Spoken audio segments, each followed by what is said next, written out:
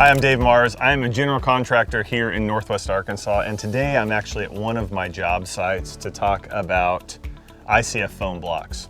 This job site is a flat lot, which is pretty rare, so we're not doing a basement. But typically, we would be doing a basement. We always use ICF Nudura blocks for our basements for many reasons. Any one of you that have ever poured a basement, carrying in form boards for a basement, it is cumbersome, it's a lot of work, a lot of tying wire, a lot of rebar.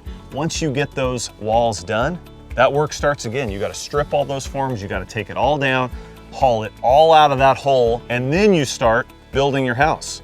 With Nudura, you start at the footing, just like you would with the flat lot. You build up, build that whole basement wall. It is a pour and stay in place form. So once you are done, you have got that same thick concrete wall.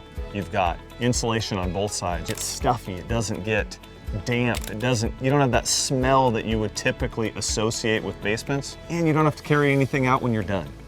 Check it out at Nudura.com.